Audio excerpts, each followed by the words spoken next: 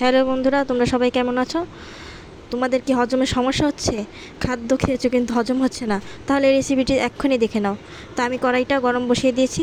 এখানে দিয়ে দেবো হচ্ছে মৌরি, গোলমরিচ, জিরে আর জোয়ান আর হচ্ছে গোলমরিচ দিয়ে একটু নেড়ে চেড়ে নামিয়ে নেবো। হালকা একটু গরম করে নিতে হবে, বেশি গরম করা যাবে না বা ভাজা ভাজা করা যাবে না।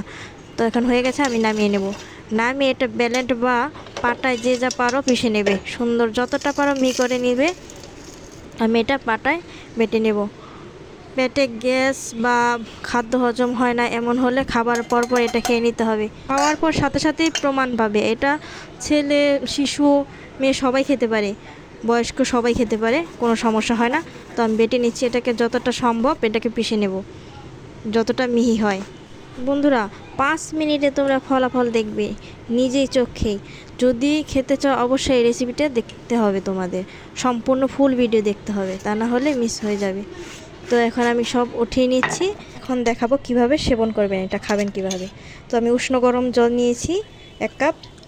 এর মধ্যে আপনি এই গুঁড়ার মিশ্রণগুলো 1 চামচ পরিমাণ দিয়ে নেবেন। 1 চামচ পরিমাণ এগুলো দিয়ে নেব এখন আমি, ঠিক এমন সম্পূর্ণ এভাবে ঢেলে দেব।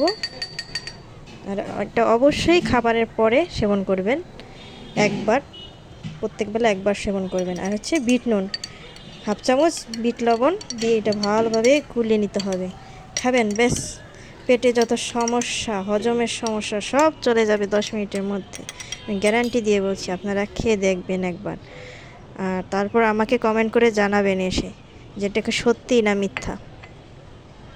তো বন্ধুরা, ভিডিওটি ভালো লাগলে অবশ্যই লাইক, কমেন্ট, শেয়ার।